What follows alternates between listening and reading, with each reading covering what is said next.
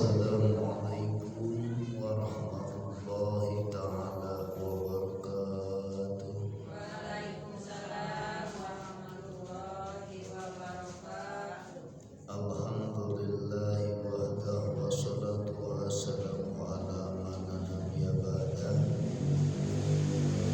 wa ala alihi wa sahbihi wa mawalah. Asyhadu an la ilaha illallah wa asyhadu anna Muhammadan abduhu wa rasuluhu la nabiyya ba'dah. Allahumma arinal haqqa haqqan warzuqna ittiba'ah wa arinal batila batila warzuqna ijtinabah. Allahumma faqina wa faqina fid din. Allahumma faqina wa faqina fid din. Bi ni'mati hikmata wa ta'wila ya dzal jalali wal ikram. Allahumma inna nas'aluka hadzal jama' min husnil khatimah wa na'udzubika min syarril aqibah wa na'udzubika min su'il khatimah bi rahmatika ya arhamar rahimin. Para ibu sepuh kalian ahli jamaah minat alhamdulillah dina kesempatan yang luar biasa diungkeun deui Gusti Allah lewat kajian-kajian saha biasa setiap hari Sabtu kalayan urang di irodah di inayah biasa riung ngumpul mengrufikeun tauhid mudah masih menjadikan wasilah terutama dina kebodohan urang menjadi pinter dan diberi taufik kalayan diberi taufik dina dosa mudah-mudahan Allah masih diampunkan dosana amin ya rabbal. Insyaallah dina biar menjelaskan kemari dina tentang masalah secara wudu secara syariat dan wudu secara thariqah atau wudu secara lahir atau wudu secara batin. Ayeuna rek ngajelaskeun geus beres wudu berarti rek menjelaskeun daripada salat. Salat aya salat lahir atanapi aya disebutkeun jasmani, aya salat batin, aya disebutkeun salat ruh. Lamun secara salat lahir atanapi salat jasmani ilmuna adalah tantu nu disebutkeun ilmu fikih selalu menjelaskan tentang masalah ibadah. Mungkin dari kecil sudah dipraktikkan belajar daripada sholat, cara sholat dan bacaannya dina sholat dan ruku dan sujud seperti urang ngadidikeun ka anak-anak urang. Kadang-kadang di rumah ngadidikeun kana jadi anak atanapi di sekolah agama ngadidikeun praktek salat nu dijelaskeun ka anak-anak itu pastina ana salat jasmani. Salat fisik ilmu fikihna da tiba heula geus belajar ilmu fikih. Nah di ide kami mangga bakalan secara syariat maupun secara thariqah. Kadang-kadang ayeuna mah baheula nu jang jasmani mah kanak-kanak, ayeuna mah kadang-kadang urang taman kawak-kawak, taman emak-emak. Naon sababna lamun teu dibahas masalah salat tentang masalah salat thariqah atanapi salat menuju ka Allah masih keneh hatina bersandar kana fadilah. Hati masih keneh kana bersandar ka salianti Allah. Berarti Tuhan masih keneh loba di dalam hati. Mulut berbicara Tuhan ya Allah, ternyata ketika sholat ngalaksanakeun sholat masih didorongna ku hawa nafsu. Ketika sholat ngalaksanakeun tahajud tapi tahajud didorong hati, didorongna ku kebutuhan. Ketika melaksanakan sholat berjamaah, kurang melaksanakan sholat berjamaah masih keneh didorong hatena ku fadilah dan 27 derajat. Masih kene urang ngalaksanakeun salat secara syariat mah benar palebahrinya tapi hate masih kene didorong ku sabab salat dititah ku salaki. Salat masih kene secara dohir masih kene salat tapi aya kadang-kadang salat masih kene dalam hati masih rasa malu. Berarti Tuhan itu masih loba di dalam hati. Kuayana salat sedeket salat itu adalah as-salatu. Salat itu tempat munajat. Sedekatlah salata ila bihuduril qalbi. Dina palebah salat teu sah salat lamun teu hadir hate. Hate hadir ngan kepada salian ti Allah. Nah ini. Jadi mulut berkata yakin Tuhan itu adalah Ahad.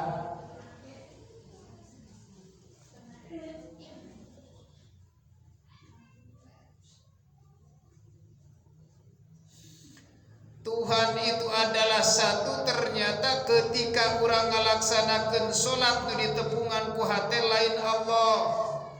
Masih kene bingung ka Allah ne. Salianti Allah masih bisa menggerakkan sesuatu padahal semuanya makhluk mah itu la haula wala quwata illa billah, mempunyai sifat seperti itu. Walaupun secara duniawi atanapi keuangan, uang tak bisa berpengaruh tanpa Allah. Semuanya yang selalu berperan tiada lain hanya Allah. Maka ketika kita melaksanakan sholat, bermunajatlah hatimu kepada Allah. Sebab di dalam Al-Quran terus jelas ayat surat Al-Baqarah ayat 233, Bismillahirrahmanirrahim, hafidhu ala sholawat wa sholatil wusta wa qumu lillahi qanitin. Di dalam hikam ay khashiin, hafidhu raksalah sholatmu wa sholatil wusta. Lamun secara syariat sholat wusta teh antara nu lima teh nu disebutkeun sholat asar. Padahal itu mah secara syariat, padahal nu sabenerna sholat wusta teh nu aya di tengah-tengah. Nyaeta sholatna hati. Sholat hati bermunajat kepada Allah. Secara dohir mah baca Fatihana alhamdulillah pas sehat. Ruku sujudna sudah berilmu fikih, takbiratul ihramna sudah berbagus keilmuanana, sujudna sudah pas, bahkan nyusurnya sudah pas, pakai sorban sudah pas. Semuanya kalau dilihat dari segi fisik, dohirna ibu sholat sudah bagus. Secara dohir mukena termahal suci, tapi hati tak diraksa. Wa sholatil wusta. Tolong kami hanya berpesan tentang masalah ibadah sabab as-sholatu imaduddin, untuk mempertingkatkan, untuk mengkokohkan agama. Tihang agama secara syariat itu adalah agama di dalam sholat. Maka sholat itu secara dohir. Nah, bagaimana cara menemuinya? Bagaimana cara melaksanakan sholat dohir? Contoh nabu, ibu jarang sholat berjamaah, jarang. Karena ibu sholatna seringna di rumah. Sholat di rumah nyalira. Cara na ibu hayang lamun ditinggali karena segi, karena fisik, karena hawa nafsu. Cara sholat ibu bisa berjamaah, kalau sholat sendiri bisa. Kumaha carana sholat berjamaah sendiri? Kalau secara syariat ibu jarang, mungkin suami sholatnya di masjid, atau budak sholatnya di masjid, atau budak awewe gamu berjamaah, ibu usahakan sholat wusta berjamaah tersendiri adalah secara masjidnya, yaitu imamna ibu adalah hati, menghadapna kepada sang hidup, itu adalah yang bernama Allah. Kedua, jajaran pertama adalah pikiran, jajaran ketilu adalah bacaan, jajaran keempat adalah tingkah laku afal. Berarti lamun ibu ngalaksanakeun salat selalu ngikuti kata hati, bacaan ngikuti kata hati, itulah ibu sanajan salat sorangan, fisik nama memang sorangan tapi di sisi Allah salat berjamaah, berarti ngarasa salat wusto. Usahakan seperti itu, kan bisa tenang. Karena lamun contoh dohir mahbu, masjid adalah satu lingkungan tempat berkumpul. Menghadap sholat di masjid pastina ka kiblatnya tak ka Baitullah. Nah ayeuna jalma ngalaksanakeun sholat ka Baitullah, sholat di masjid ibu itu adalah sholat ruhani, masjidnya adalah di dalam kolbu, di dalam hati. Menghadapna berarti ka siapa? Kepada sang hidup, karena sifat makhluk la haula wala quwata illa billah. Kita dibacakan Fatihah oleh Allah sendiri, kita dirukukan oleh Allah sendiri, disujudkan oleh Allah sendiri. Usahakan di dalam hati seperti itu. Lamun baca bisa kurang ningali ka Gusti Allah, seolah-olah Allah telah melihat kita, yaitu adalah sang hidup kewujudannya.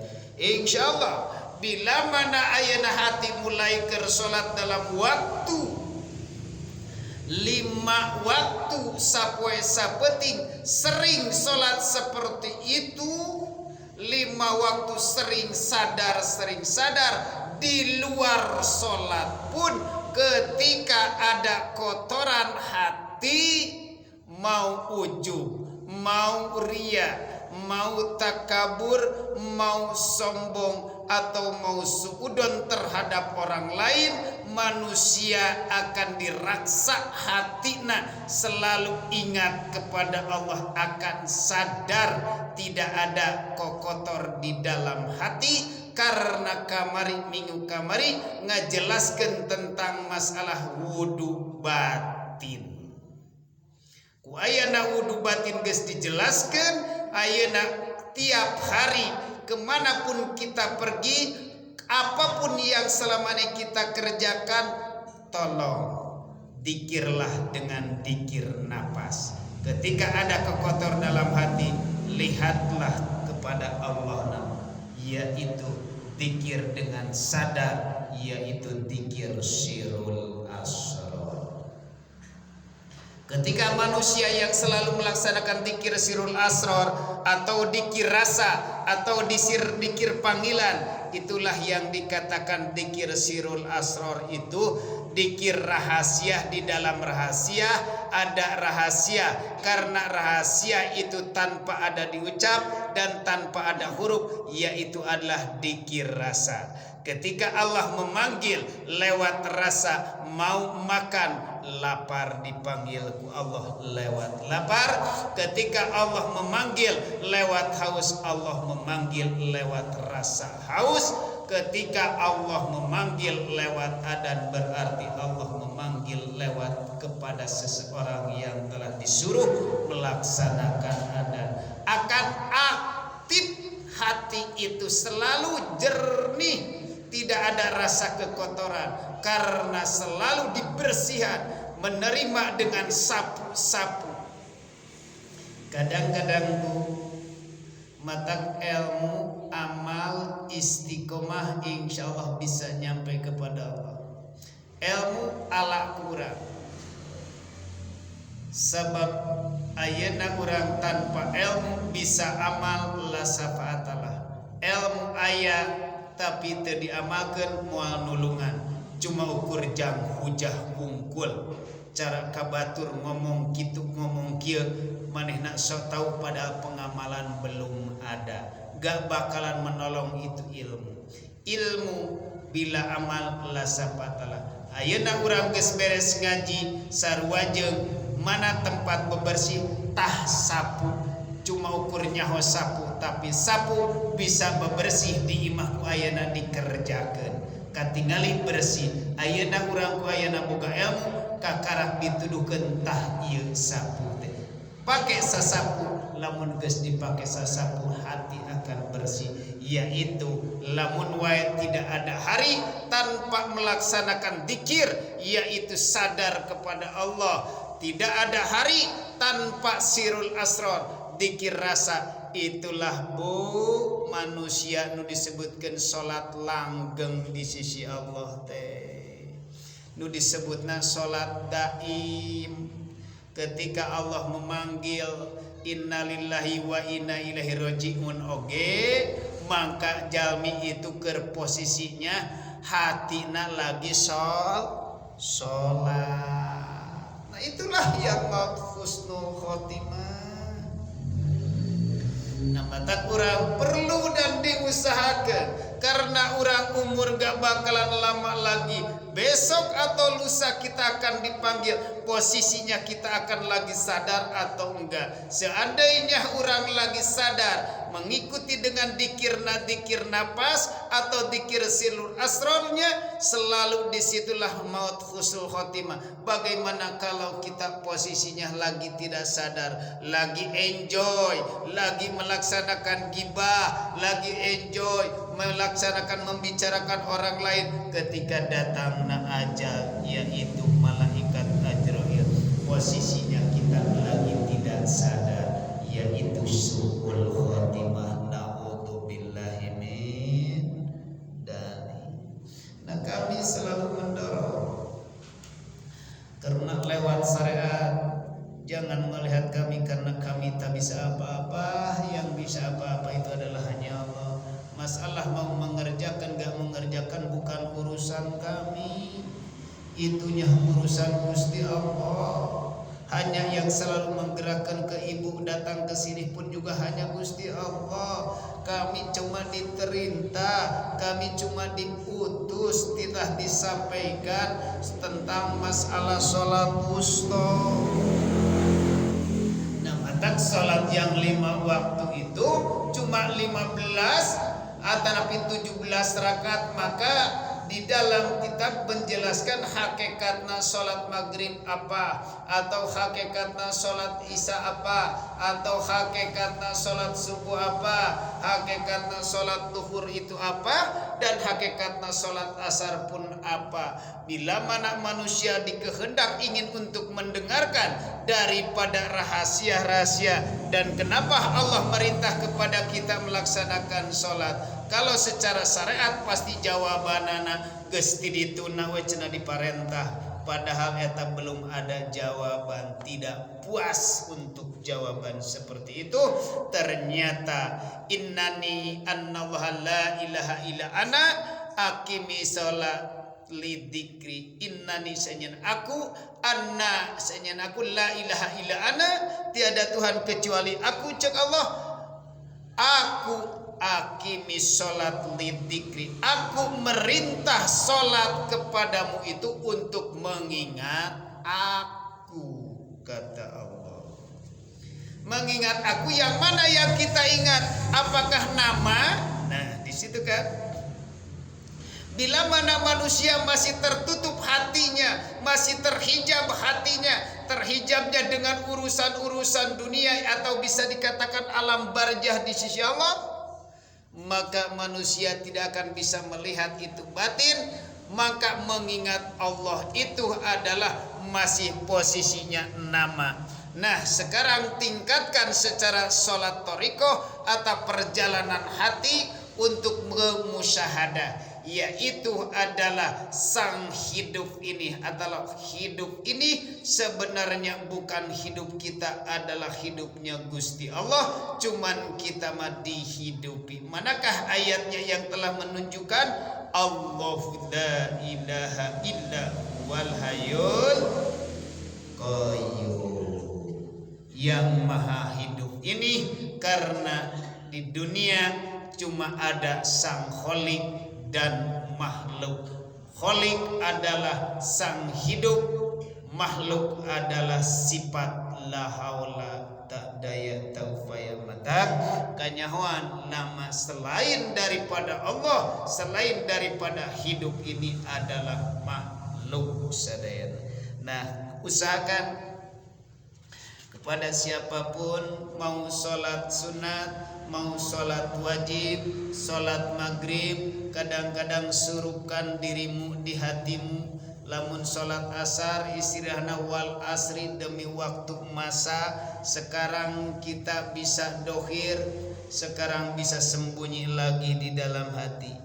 Karena sholat maghrib pun surupkan dirimu di hatimu, yang ada hanya Allah. Berarti ada cirinya, yaitu lampu merah yang dikatakan lampu merah berhenti. Mana lampu merah? Nusok rajen mega merah. Hakikatna mega merah atau lampu merah itu supaya manusia rasa keakuan di dalam hati, merasa berkuasa, merasa punya peran dan merasa pintar dan merasa berhentilah di situ dina waktu maghrib. Maka datanglah sholat isya. Esakan Tuhanmu di hatimu, jangan ada selain Allah di hatimu. Itu tiada lain hanya Sang Hidup.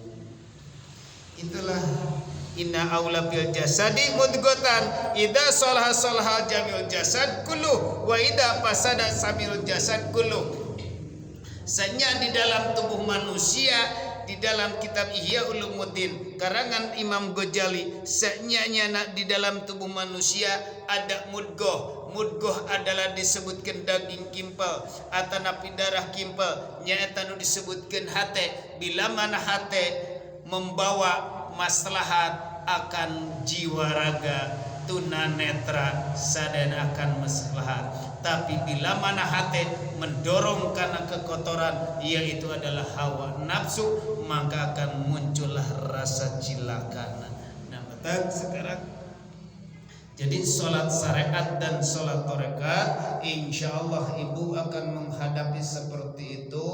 Usahakan urang lihatkanlah mata dohir ke tempat sujud, istiqomahkanlah aina ketika takbiratul ihram, sadar adalah di takbiratul ihram kan ku Gusti Allah, di bisa melihatkan pun ku Gusti Allah, aku disolatkan pun ku Gusti Allah. Bila mana yang selalu manusia yang seperti itu, itulah manusia yang dikabul, yang diterimanya Allah.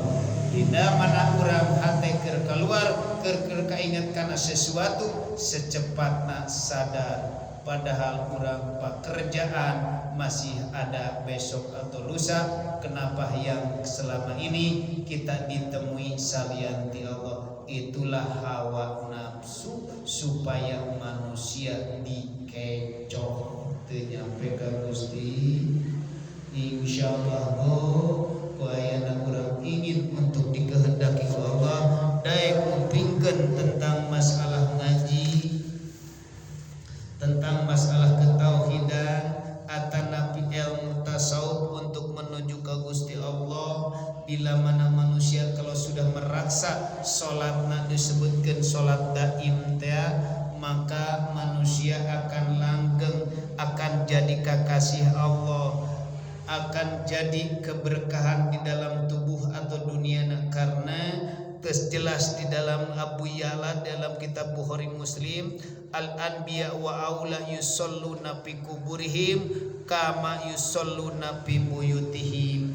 Ibu salarasna bila mana ibu geus berasa dan geus paham dina pada bah salat daim, salat sadar teh ka Gusti Allah, salat dohir di luar salat selalu ingat ke Allah, apalagi di dalam salat terus, maka itu sarua jeung wali-wali Allah di alam dunia. Wali Allah itu contohnya, jangankan salat di alam dunia, di jero kuburna pun juga jalma ngalaksanakeun salat. Ibu dohir ngalaksanakeun salat, batin ada ruhaniyah terkubur di dalam hati, maka itulah salat wali Allah, itulah salat kekasih Allah, itulah salat nabi-nabi Allah. Kenapa bisa seperti itu? Karena tidak ada hari tanpa berhenti lewat dzikir napas. Nyata ho Allah. Tadi ucapkan tapi sadar napasna hati berbicara. Lamun urang keur ngobrol, ayeuna mosil ngobrol dimanapun kita ngobrol, posisinya hati kita lagi sadar. Napas narik lewat hidung, keluar lewat mulut, terus mengucap. Lamun secara dohir jelema keur sare, yaitu hu Allah, hu Allah.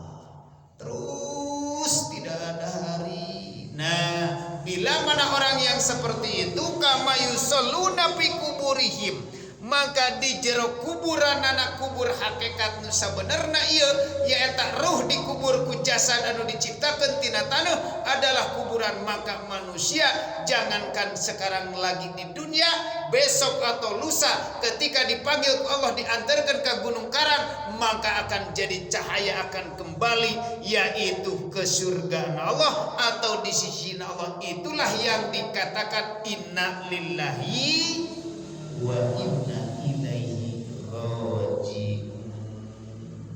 Tapi lamun di dunia nanti sadar masih kena mengikuti dengan dorongan hawa nafsu, alam barjahna di dunia teu ketemu, alam dinding nanti dirontokkeun, ayeuna rek menembus ke Allah nanti dirontokkeun, hijab-hijabna rek salat kahalangan, rek ngaji kahalangan teu dirontokkeun eta maka di situ di alam kubur oge bingung kene. Mangkana bihadil a'ma bahwa fil akhirati a'ma wa adallu sabila. Siapapun yang orang yang masih buta dalam hatinya, jangankan di akhirat, di dunia ge masih loba kabingung.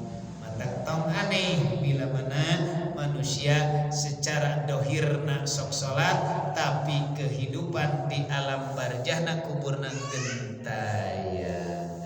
Insyaallah ibu ieu mah jamaah Masjid Birrul Walidain karena tidak ada hari Sabtu selalu datang mendengarkan kaji babakan tauhid, walaupun mau mengerjakan tak mau mengerjakan akan tersirat di dalam hati, akan besok atau lusa kita akan bisa diamalkan. Mungkin untuk sekarang belum bisa, tapi kalau udah didawamkan atau udah diistiqomahkan tentang masalah dzikir sirul asrar, ketika datang salat yang 5 waktu itu akan jernih hatina insya Allahumma sholli ala wa